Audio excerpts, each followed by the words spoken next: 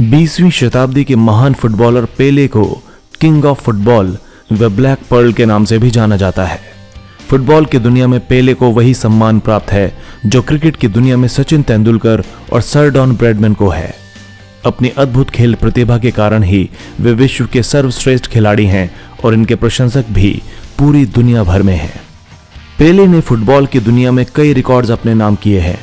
ये सबसे कम उम्र के फुटबॉल वर्ल्ड कप जीतने वाले खिलाड़ी हैं। सिर्फ यही नहीं, पेले दुनिया के इकलौते ऐसे खिलाड़ी हैं जिन्होंने अपने फुटबॉल करियर में 3 बार फुटबॉल वर्ल्ड कप जीतने का खिताब अपने नाम किया है। पेले का जन्म ब्राजील के ट्रेस कोराकोस में एक फ्लूमिनेंस फुटबॉल खिलाड़ी डॉन डीनो के घर हुआ। उनकी मां का नाम डोना सेलेस्टी अरांटिस था। पहले तो उनका नाम अमेरिकी आविष्कारक थॉमस एडिसन के नाम पर एडिसन रखा गया था, लेकिन बाद में उनके माता पिता ने नाम में अंग्रेजी अक्षर आई को निकालकर एडसन रखने का निश्चय किया। उनके जन्म प्रमाण पत्र में यह त्रुटि होने के कारण कई कागजातों में उनका नाम एडसन ही रह गया।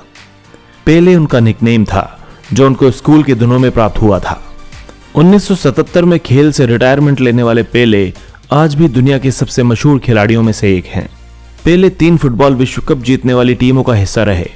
ऐसा करने वाले वे दुनिया के इकलौते खिलाड़ी हैं। अपने करियर में 1363 मैच खेलने वाले पेले ने रिकॉर्ड 1281 गोल किए। उनके खेल और रिकॉर्डों से जुड़े सैकड़ों किस्से दुनिया भर में प्रसिद्ध हैं, लेकिन इतिहास के सबसे प्रसिद्ध खिलाड़ी से जुड़ी कुछ ऐसी बातें हैं जो कई लोगों को नहीं पता। आइए जानते हैं कुछ ऐसे ही रोचक किस्सों के बारे में। पेले के कारण रेफरी को जाना पड़ा बाहर। 18 जून 1968 को बोगोटा की बात है। पेले के क्लब सेंटोस और कोलंबियन ओलंपिक स्क्वाड के बीच एक फ्रेंडली मैच चल रहा था। इस दौरान रेफरी गुइलेर्मो वेलास्क्वेज ने पेले को मैदान से बाहर जाने के लिए कहा। ध्यान रहे कि रेड कार्ड का इस्तेमाल 1970 में शुरू हुआ था और यह बात है 1968 की। उन पर फाउल करने का आरोप था। वेलास्क्वेज के मुताबिक पेले ने उनके साथ बदतमीजी की थी, लेकिन रेफरी के इस फैसले पर बहुत बड़ा विवाद हो गया और इसका विरोध शुरू हो गया। सेंटोस के खिलाड़ियों ने रेफरी को घेर लिया। मैच की तस्वीरों में देखा जा सकता था कि वेलास्क्वेज की आंखें काली हो गई थीं। वहां मौजूद दर्शकों ने भी उनका विरोध किया। 2010 में दिए एक इंटरव्यू में उन्होंने बताया था कि उन्हें मैदान से बाहर जाना पड़ा। अपनी सीटी उन्होंने एक लाइनमैन को दे दी थी और पेले को गेम में वापस बुला लिया गया। क्या पेले ने वाकई एक युद्ध को रोका था? 1960 के दशक में पेले की सेंटोस एफसी दुनिया के सबसे मशहूर फुटबॉल क्लबों में से एक थी। इसका फायदा उठाकर यह टीम दुनिया भर में कई फ्रेंडली मैचेस खेला करती थी। ऐसा ही एक मैच नाइजीरिया के युद्धग्रस्त क्षेत्र में 4 फरवरी 1969 को खेला गया। इस मैच में सेंटोस क्लब ने बेनिनी सिटी के एक स्थानीय क्लब को 2-1 से मात दी थी। उस वक्त नाइजीरिया में एक खूनी गृह युद्ध चल रहा था। कई इतिहासकारों के मुताबिक ब्राजील के खिलाड़ी और अधिकारी सुरक्षा को लेकर चिंतित थे, इसलिए दोनों पक्षों ने युद्ध विराम का फैसला किया। इस कहानी की सत्यता को लेकर अलग अलग बातें कही जाती हैं। पेले की पहली ऑटोबायोग्राफी जो 1977 में छपी थी, उसमें इसके बारे में कुछ नहीं लिखा था, लेकिन 30 साल बाद छपी एक दूसरी आत्मकथा में उन्होंने इसका जिक्र जरूर किया था। उन्होंने लिखा कि खिलाड़ियों को बताया गया था कि गृह युद्ध एक एग्जीबिशन गेम के लिए खत्म हो सकता था। पेले ने लिखा, मुझे नहीं पता कि यह पूरी तरह से सही है या नहीं, लेकिन नाइजीरिया ने यह जरूर सुनिश्चित किया कि जिस वक्त हम वहां मौजूद थे उस समय वहां किसी तरह की घुसपैठ ना हो। जब पेले ने बीटल्स को नीचे दिखाया।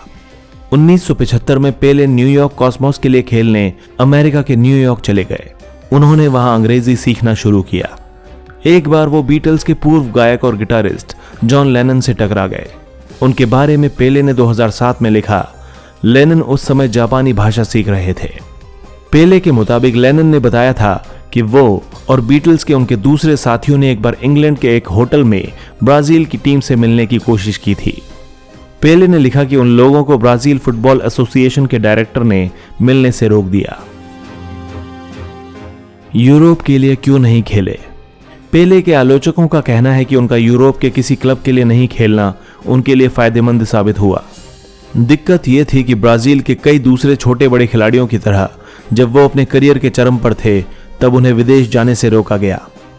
सेंटोस क्लब ने रियल मैड्रिड और एसी मिलान जैसे क्लब के ऑफर ठुकरा दिए थे। उस समय खिलाड़ी कहां खेलेंगे यह फैसला उनके हाथ में नहीं होता था।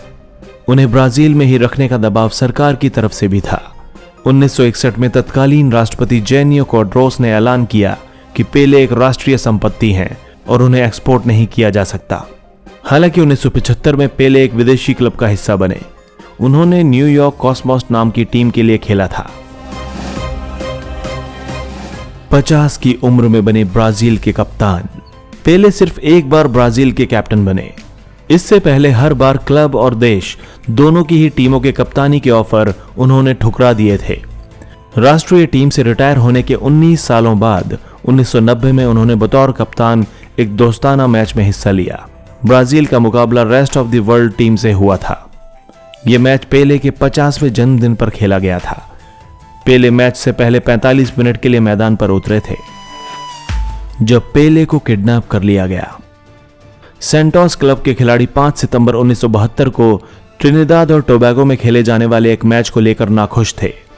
टीम के डिफेंडर ओबेरे दान ने ब्राजील के एक अखबार को 2010 में बताया था, हम लोग इस बात के लिए तैयार थे कि गेम को तेजी से खेलना है ताकि हम अपने प्लेन में वापस जा सकें।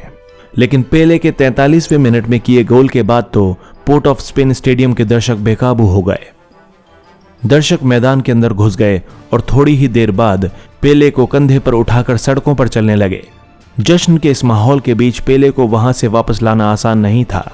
इसमें काफी समय लग गया। सिल्वेस्टर स्टेलोन पड़े फीके।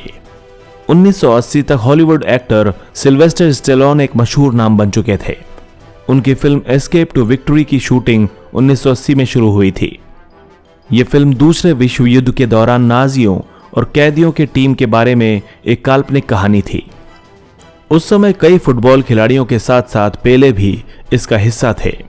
पेले ने एक सीन में एक्रोबैटिक बाइसिकल शॉट भी मारा था।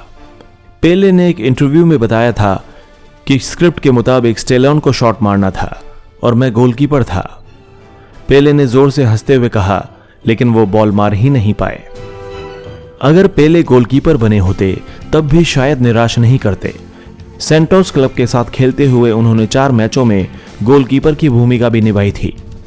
इसमें 1964 में खेला गया ब्राजीलियन कप का सेमीफाइनल भी है। ब्राजील ने सारे मैच जीते। पेले ने बतौर गोलकीपर किसी भी मैच में एक भी गोल नहीं होने दिया। दुनिया में सिर्फ एक ही पेले नहीं है। पेले के fans there is only one Pele नाम का गाना गाते हैं, लेकिन यह सच नहीं है। पेले नाम के दुनिया भर में कई लोग हैं, फुटबॉल के मैदान पर भी और बाहर भी। अफ्रीका के मशहूर खिलाड़ी जिनका नाम अबेदी एयू है, वो अबेदी पेले के नाम से मशहूर हैं। वो घाना और यूरोप के कई क्लबों के लिए खेलते हैं। इंग्लैंड के केप वर्डे के डिफेंडर पेड्रो मोंटेरो, जो 2006 में साउथहैम्पटन से जुड़ गए थे, पेले नाम से जाने जाते हैं। ये नाम उन्हें बचपन में ही दिया गया था। पेले के मशहूर होने का अंदाजा इस बात से लगाया जा सकता है कि उनके बचपन का नाम एडसन भी बहुत मशहूर था। Brazilian institute of geography and statistic के मुताबिक ब्राजील में 1950 के दशक में 43,511 लोगों का नाम एडसन था। 2 दशक बाद जब पेले के गोल की संख्या 1,000 पार कर चुकी थी, इस नाम की संख्या 1,11,000 हो गई थी। 1990 में पेले ने ऐलान किया था कि वो 1994 के ब्राजील के राष्ट्रपति चुनाव में उतरने के बारे में सोच रहे हैं। पेले राष्ट्रपति तो नहीं बन पाए, लेकिन राजनीति में एंट्री जरूर कर ली। 1995 से 1998 तक वे ब्राजील के खेल मंत्री रहे। उन्होंने उस कानून को बनाने में अहम भूमिका निभाई जो ब्राजील के फुटबॉल खिलाड़ियों को क्लब चुनने की अधिक आजादी देता है। ऐसा जब वो खेलते थे तब मुमकिन नहीं था। दोस्तों, अगर आपको हमारा वीडियो अच्छा लगा तो प्लीज लाइक करें, शेयर करें और कमेंट करें। और हमारे चैनल हिस्टोरिक हिंदी को सब्सक्राइब करना ना भूलें ताकि हमारी हर नई वीडियो की अपडेट आपको मिलती रहे। धन्यवाद।